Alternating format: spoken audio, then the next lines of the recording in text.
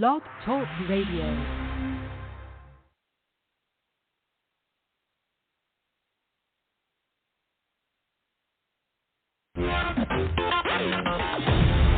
Wounded but not broken, with host Patrick Scroggins. As a U.S. Army attack helicopter pilot deployed in Iraq, Patrick faced a devastating crash, which resulted in him dying, losing a leg, and a slew of broken bones. Patrick's story of rehabilitation has helped others to overcome their own obstacles. Each week, Patrick recounts stories of inspiration and interviews guests who have overcome remarkable obstacles. This is Wounded but Not Broken, with your host, Patrick Scroggins.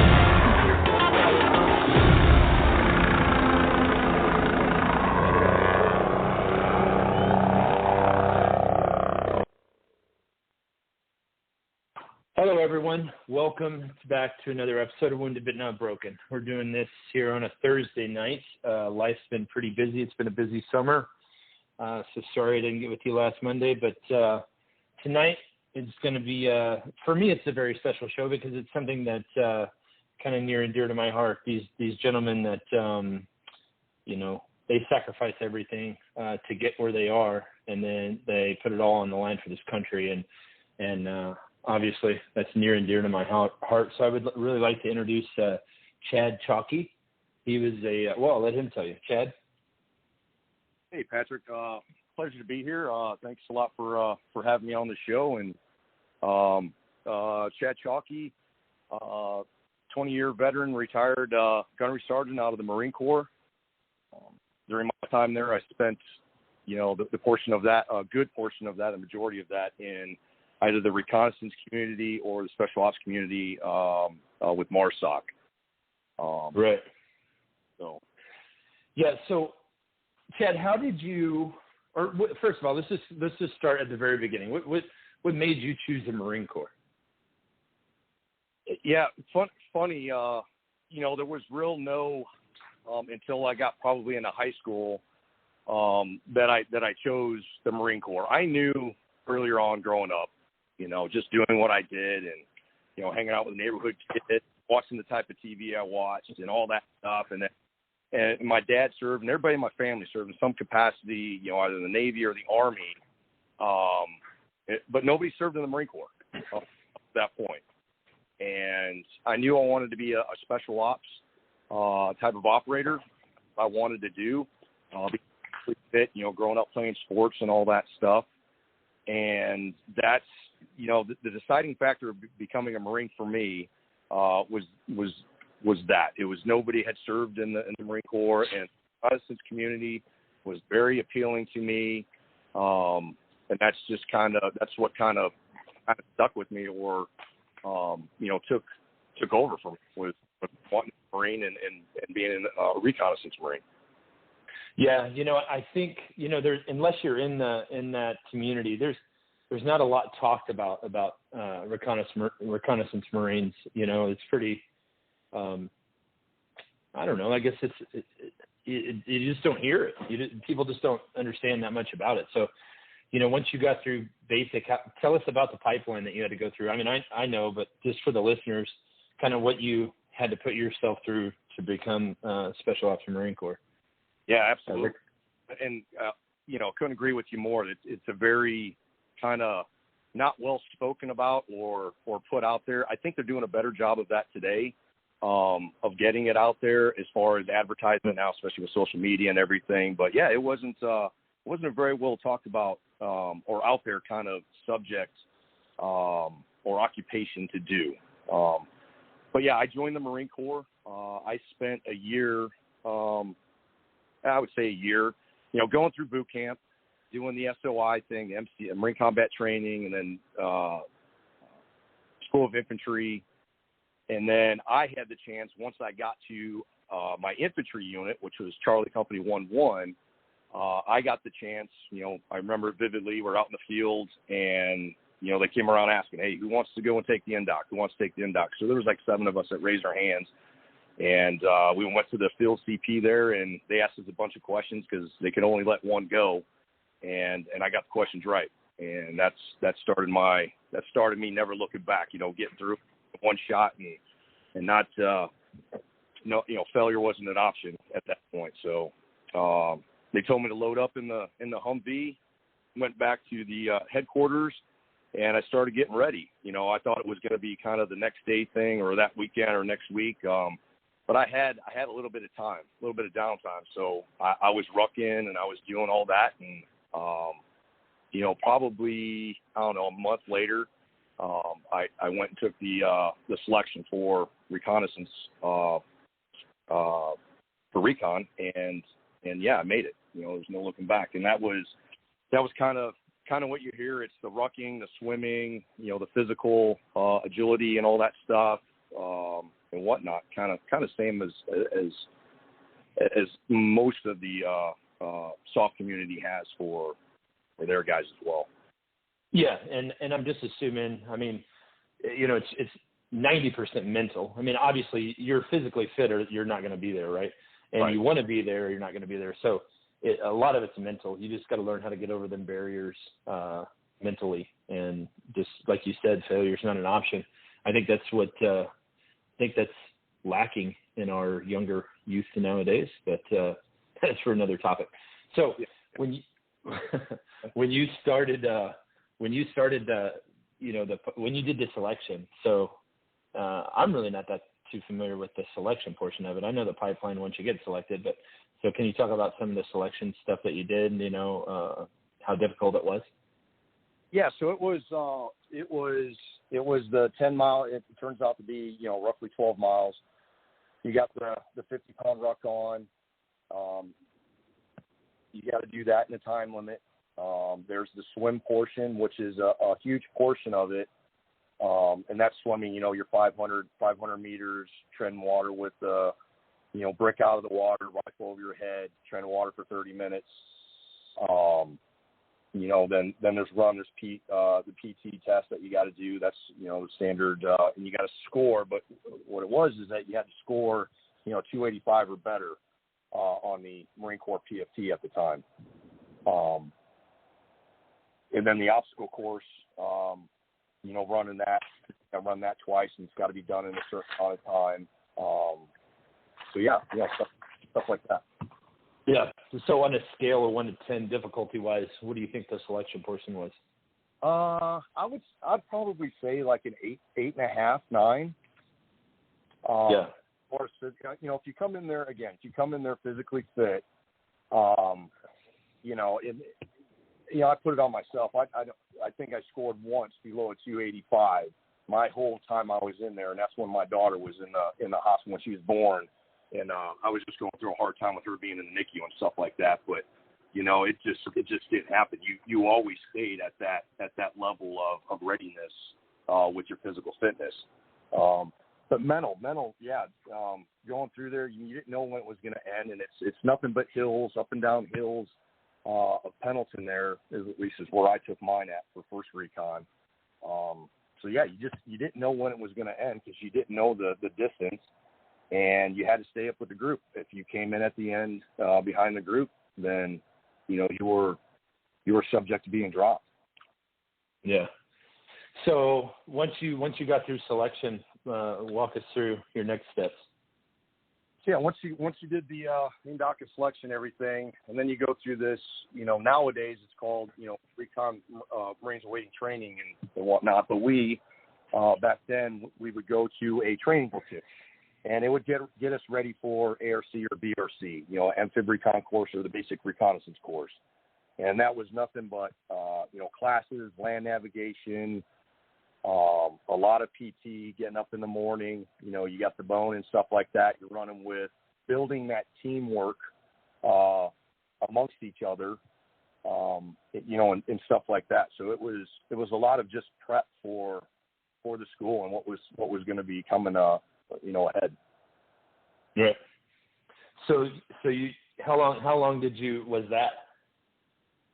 So that prep course was a 2-month course, or training, I guess if you want to do it. Wasn't really a course. It was just 2 months worth of training of doing that type of thing, getting you physically ready. Doing a lot of swimming, making sure you're very confident in the water before they sent you to BRC down at Coronado. Gotcha.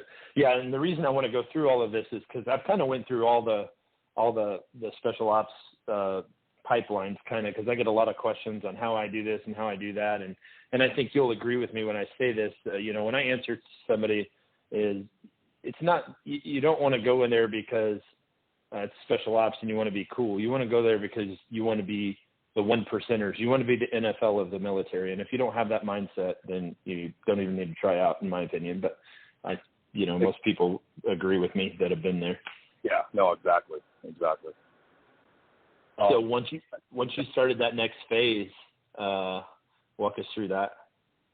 All right. So once BRC starts, there's several different in BRC. It has since changed. I went through. It is now on Camp Pendleton versus Coronado. They still do stuff, water work and all that stuff down there, but the preponderance of it is up on Pendleton now, and it's at the Recon School of Excellence. So phase-wise, you go into your, you've got your class phase is where you're getting all the classes for your patrolling and everything, your nautical navigation stuff, constant PT, making sure you're very comfortable in the water. It's test after test as far as treading water, getting ready for swim times that you have to meet, and finning. You got fins on your feet at this point, and you're doing stuff in the pool, getting you ready for your open water swims. Going into the next phase, which is your nav phase, your nautical phase, and that's boat work. That's carrying the boats. That's doing everything that involves, your small watercrafts, which is your search, your CRCs, 470s, and they do what's called engine appreciation. So you don't have engines on the boats yet. You're doing everything with paddles, going through the surf zones, coming back through the surf zones, getting flipped over, or have to broach your boat back over, and all that stuff. So it's very, again, teamwork, because it takes a team to do that stuff, and also physical abilities, to be able to make the fin times and all that stuff. Yeah. Yeah, and I'm sure they weed out the people that aren't really committed during this time, or are they already weeded out? Oh no, it's each phase. You go through each phase. Back then, you went through each phase, and that's what. If you didn't cut too much, or didn't make the times or whatever, or if you lacked in teamwork or peered out and all that stuff, you didn't go on to the next phase. Yeah, I know that's a big thing there. You said peered out, and I think kind of to explain that to the listeners, I think you get peer evaluations of how you're doing from the guy on your left and right. Yeah, absolutely. I mean, you got to be a team player. You got to be there for the right reason, and that's to do the job. It's to do the job no matter what. Complete the mission, whatever it is. And the mission at that schoolhouse is to get through everything, make the qualifying times, and to get through each phase together as a team. A lot of the stuff now, it is individual, and as far as the classes and stuff like that, and passing the tests. But I would say that the majority of that is how you are going to work and operate as a team member. Yeah. I mean, so it's super similar to. I mean, and I would argue you all spend just as much time in the water as the SEALs. So I mean, it's kind of like similar with the SEALs and the Green Berets. I mean, it's all about the teamwork. I think. Once you get into the other, like the tier 1 groups, it's more of kind of individual basis that they assess you on. Yeah. They're, it's all of that. It's the, I think anymore, especially with social media being out there and the advertisement stuff going out, I see, like, the SF community, the Green Berets, they're doing more water work now. And then, the Marines are probably doing more land stuff and SEALs, well, they're doing it all. So, yeah.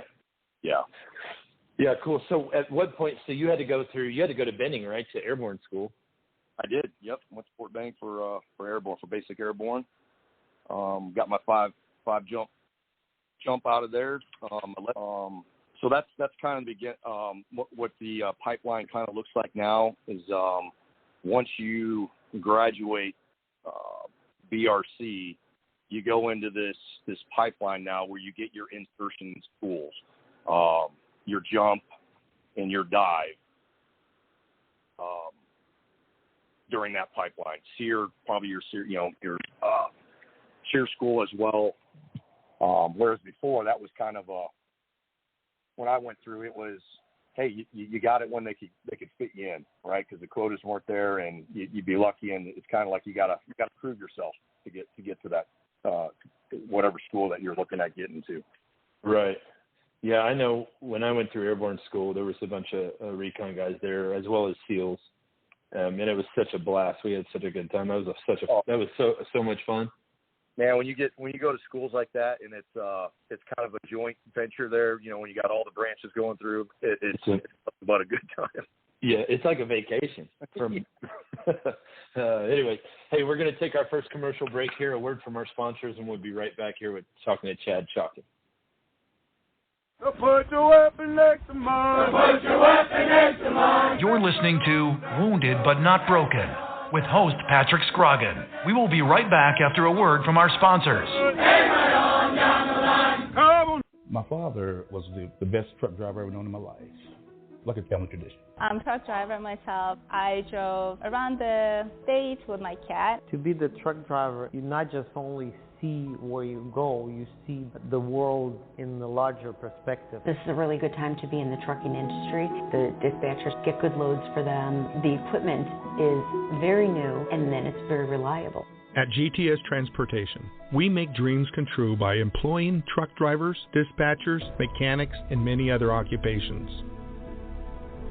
Consider joining our rapidly expanding team where we put quality, human dignity, and respect back into the workforce. Contact us by visiting our website at gtscarrier.com or call us at 847-754-4667. That number again, 847-754-4667. Dallas Corporation and Dallas Logistics, a proud supporter of the Veterans Radio broadcast for over 15 years.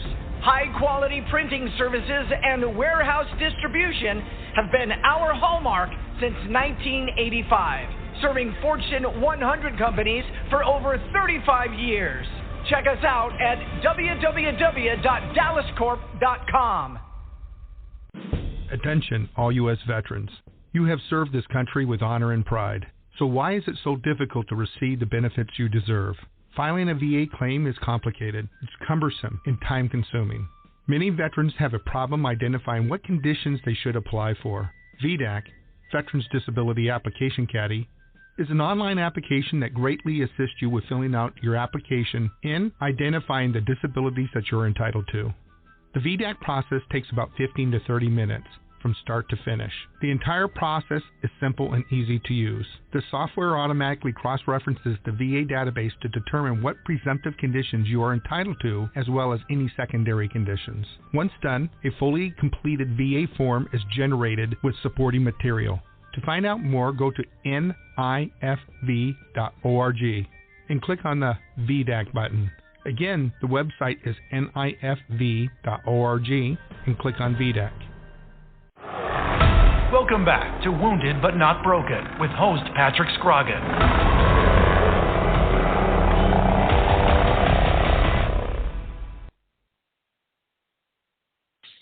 Hello, everybody. Welcome back. Here with Chad Chalkey. We're talking about, he was a Force Recon MARSOC guy, and so we're just kind of getting that angle. I've had about everybody else on here, and we wanted to get that covered, and can't think of a better guy to do it. So, Chad, we were just talking about airborne school, and did you go to Halo school as well? I did. Yep. And you went to Yuma, right?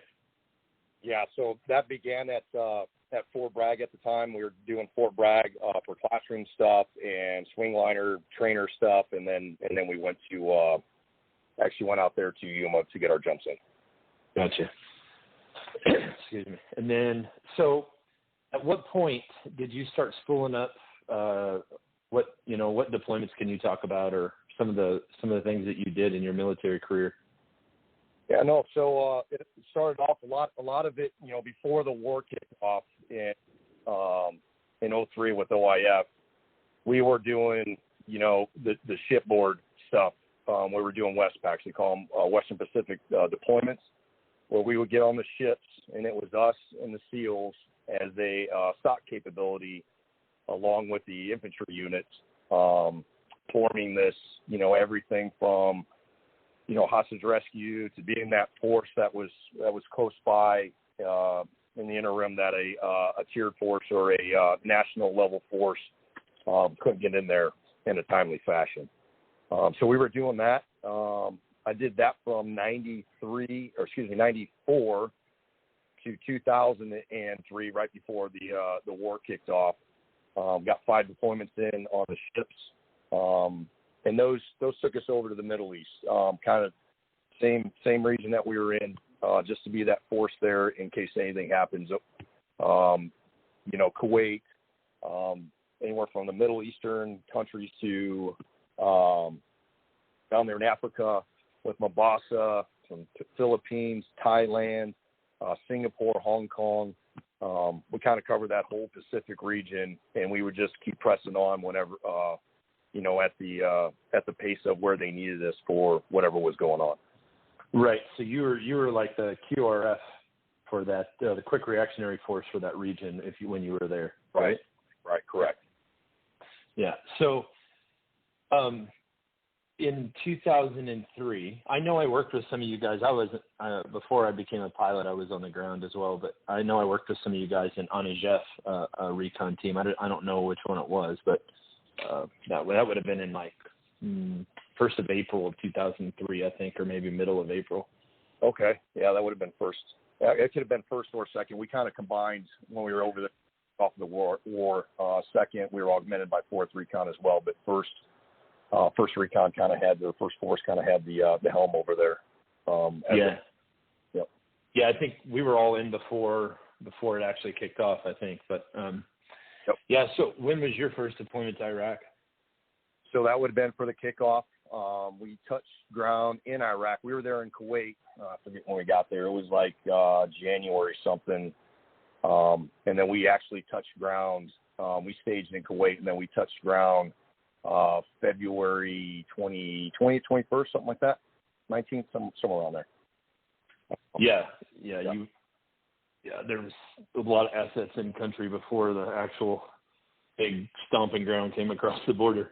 Yeah, and our piece at the beginning of that wasn't huge, but there was a small piece of highland there just across the border, and it was called Safwan Hill. And we went up there to be the eyes and ears for the regimental combat teams that were pushing across. So they bombarded the bejesus out of that hill before we went in there. And the actual first night we were going in there, we ended up taking fire, and the insert didn't happen. The pilots ended up getting vertigo. We almost became the first casualties of that war because the pilot got vertigo and ended up slamming it, hard right bank going down the hill, slammed us all into the fuselage there of the helo, and ended up going back to Kuwait and pushed in like a day or two. I think that was the 19th, and then we did go in on the 21st. Yeah, I know there at the beginning. Well, yeah, at the beginning they had an Apache. The guy got vertigo and he crashed that thing. That was in Kuwait. Yep. Yeah, vertigo's nothing to play with. I've had it. So I guess let's just jump into the combat stuff. I mean, can you talk about some of the close calls you had, or just some of the stories you got? That deployment, nothing big. We were doing the 100-kill mission, just going out, pushing the contact. That's what our job was. And we were tasked by Mattis himself. He was like, get up here, start making your way towards Baghdad, and that's what we did. So a lot of it was just push the contact and very very little contact. I mean the regimental teams, as everybody might know already, once they started pushing, I mean we couldn't even keep the log trains up with them. to keep them replenished and stuff. Once they started pushing and didn't really come under any scrutiny and contact, they just kept pushing, and they pushed fast and hard into Baghdad. So when we got up there, that's kind of when we got to see a little bit more stuff. That's kind of, I was 11 years in the Corps at that time, and that was the first combat for me to be seen as far as getting shot at and having to do my job, and so that was it opened my eyes to different things. I talk about this in a couple other interviews and whatnot and stuff, and it's about mindset. You alluded to that at the beginning. We all come in there, we all sign on the dotted line to do what we're going to be doing. We all volunteered for it. So with that, there's an understanding of that it's inherently dangerous when we have to go do our job. And you have to understand that. Not everybody, everybody's going to deal with it differently and whatnot. But there's kind of an understanding about that. And when I found myself, on the X for the first time, it was good. Everything went fine. But it was afterwards. It was like all these kind of emotions and feelings that I was going through after that. I don't want to be morbid and say first kill or whatever, but that first time was like, why am I feeling like this? This is my job. I'm supposed to be doing this. Why do I feel this way? So I did some research. I got back and after that deployment, and I did some research. Some folks will say they feel differently about it, and whatever. But I went through what I went through, and I wanted to understand it. And it was an emotional thing where you go through it, and like I had to stop because we pursued after it happened, after the firefight happened. The other knuckleheads laid their stuff down and ran back, away from the contact. So we pursued them, and I was pursuing them on point. I was a point man pursuing these guys, and I couldn't hear shit. All I could hear was my heart beating in my ears. And I knew that's not where I should be if I was dealing with that. So I simply said, hey, you're going to have to take point because I shouldn't be up here right now. And, dealt with it and everything. And I got back. I was like, why was that happening? I mean, that was something I've trained. I'm physically fit. Why was that happening? Find out it's a natural response, or can be a natural response to a traumatic, if you will, type of instance. And that's how I dealt with it. Now, I can say after that deployment and all the other deployments I've done since then, I never had that problem.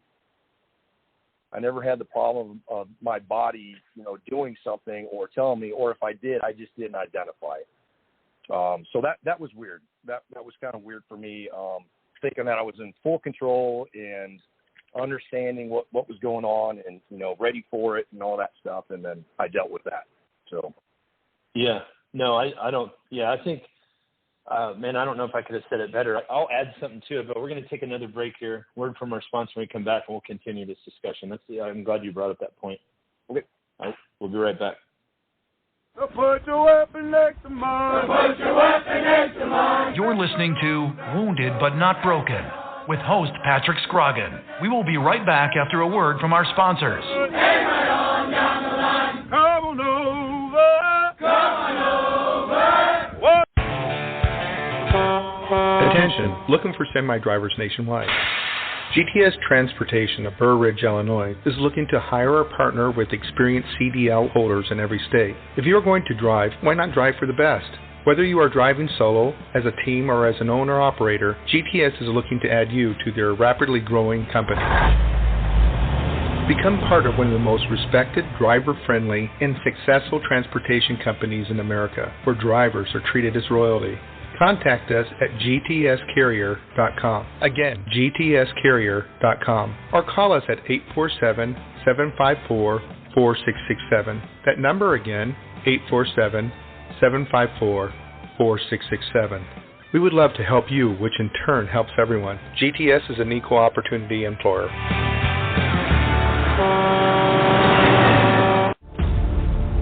Corporation and Dallas Logistics, a proud supporter of the Veterans Radio broadcast for over 15 years. High-quality printing services and warehouse distribution have been our hallmark since 1985, serving Fortune 100 companies for over 35 years. Check us out at www.dallascorp.com. Attention, all U.S. veterans. You have served this country with honor and pride. So why is it so difficult to receive the benefits you deserve? Filing a VA claim is complicated, it's cumbersome, and time-consuming. Many veterans have a problem identifying what conditions they should apply for. VDAC, Veterans Disability Application Caddy, is an online application that greatly assists you with filling out your application and identifying the disabilities that you're entitled to. The VDAC process takes about 15 to 30 minutes from start to finish. The entire process is simple and easy to use. The software automatically cross-references the VA database to determine what presumptive conditions you are entitled to, as well as any secondary conditions. Once done, a fully completed VA form is generated with supporting material. To find out more, go to nifv.org and click on the VDAC button. Again, the website is nifv.org and click on VDAC. Welcome back to Wounded But Not Broken with host Patrick Scroggin.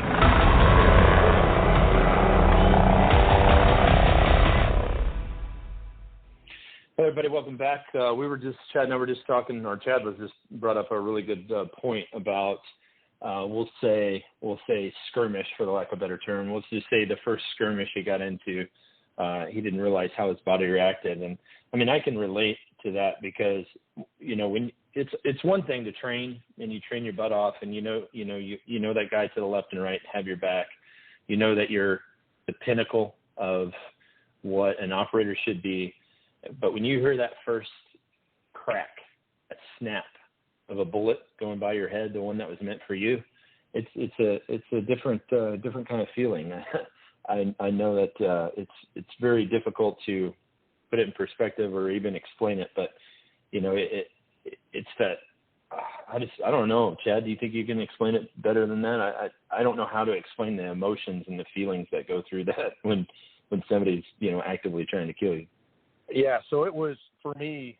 We kind of I don't know how the Army does it or the Navy and Air Force and stuff, but every Marine when they shoot on the rifle range, they call it the butts. All right, that's the target going up and down. It's in this carry system where it goes up and down.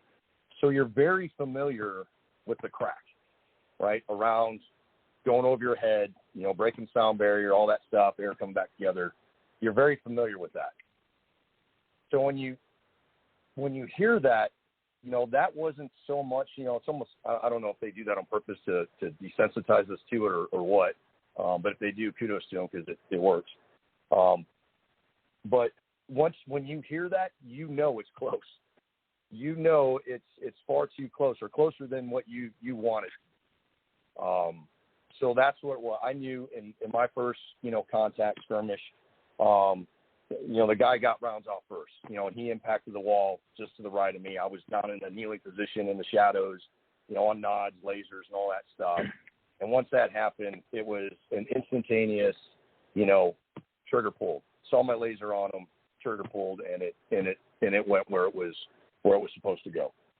So that was all good. It's just, that sound is it's either a very familiar sound to you, and that it's far too close for comfort, or it may be an unfamiliar sound to you, and you don't necessarily know what that is.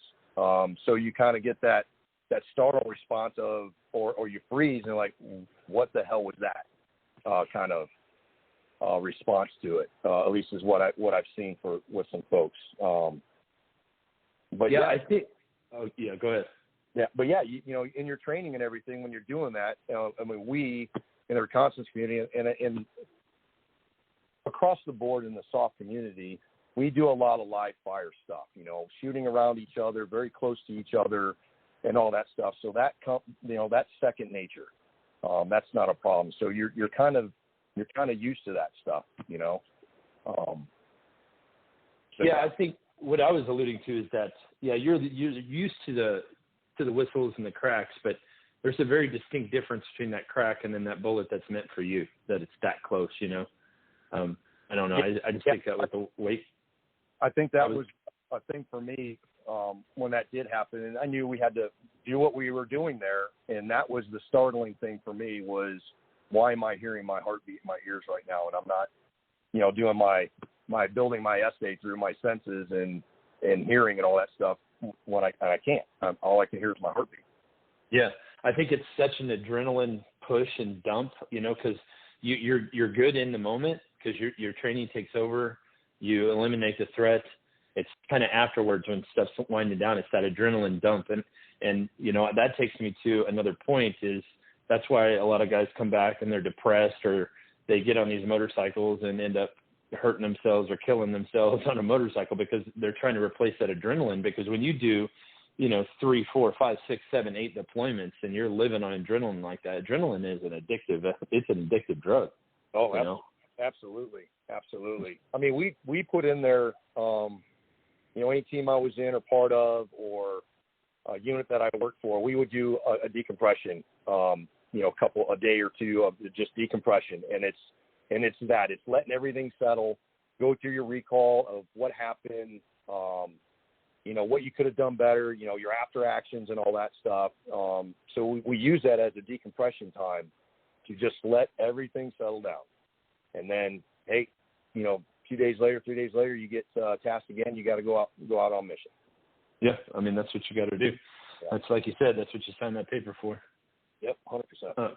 So how many deployments did you end up doing to Iraq? So I did one to Iraq with recon. Once I deployed, did that first deployment, I got orders over to SOTG, which is our Special Operations Training Group, and we teach the CQB, the assault climbing, the special reconnaissance or RNS, reconnaissance and surveillance, as well as urban sniping.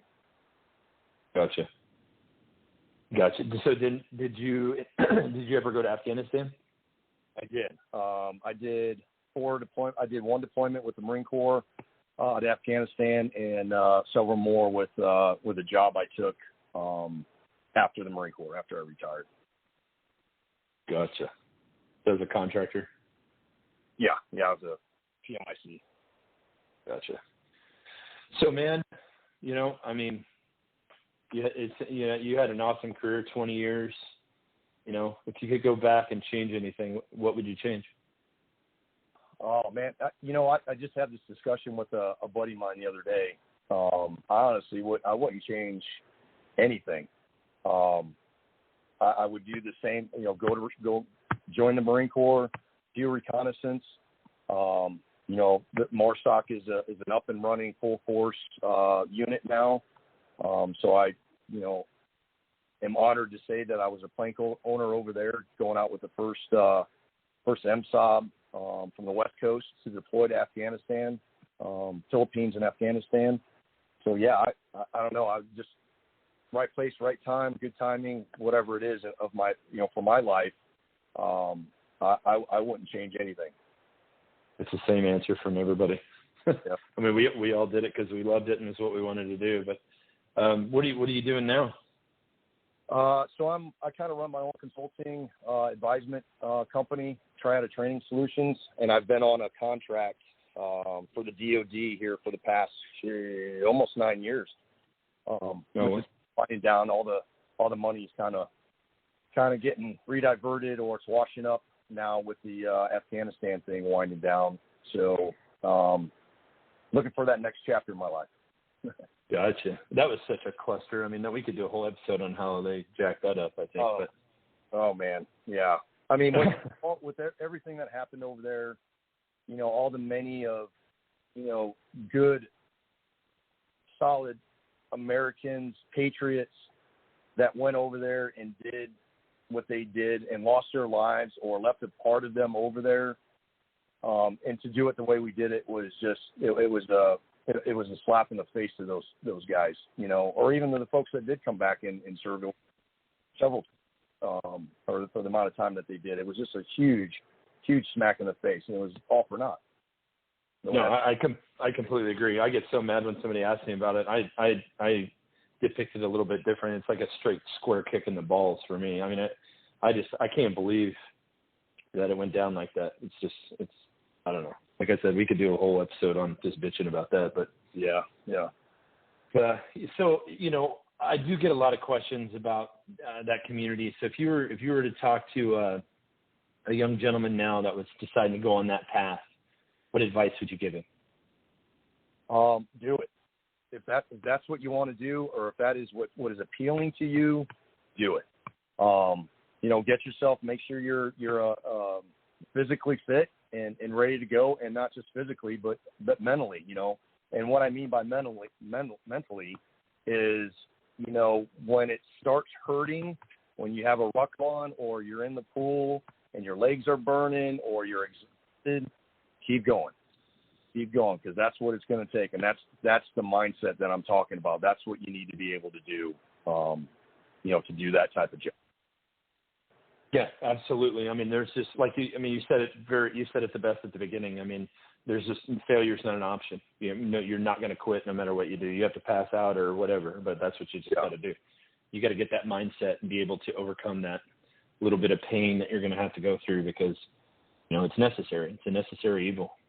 It is, and you got to kind of come with that. I mean, that's not something that can be taught. It can be developed. You got to kind of have it already. It can be developed, and you can, really fine tune a mindset and whatnot. But if you don't have it, if you're coming there and thinking that you're going to fail, or once it starts, we call it the suck factor. Once that suck factor is up high, and you got that thought in your head that, hey, I'm done, or maybe I should just move on and do something else, then that's not the right job for you.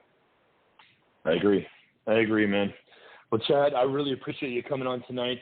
I think you have a great story. I'm sure we could go another hour or so. We're about to run out of time on our air time here, but again, I want to thank you for coming on, and I want to thank you for your service and everything you continue to still do for the country. Hey, likewise, Patrick. I appreciate it, and it was a pleasure coming on. Yeah, man. We'll keep in touch. Sounds good. All right, for everybody listening, we're going to have our last show for the year on Monday night, and then we're going to see what we're going to do after that. So, I hope everybody's enjoyed this year as much as I have. It's been a great pleasure for me getting to help tell these stories, get these stories out there. These stories are very important. These are some of the most important people in our country. We owe everything to them every day. And so, I just want to say God bless everybody. God bless the United States of America, and God bless our military. Everybody have a good night.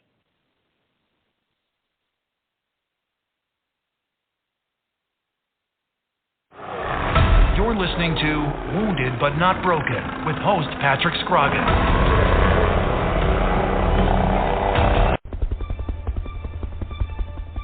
VBN, Veterans Broadcast Network, brings you Wounded But Not Broken, hosted by Patrick Scroggins. It lies within you to conquer your greatest challenges. Patrick tackles the stories of how others faced unthinkable odds, and then at a pivotal moment, a change occurred within them that gave them the strength, attitude, and direction to excel beyond the greatest expectations.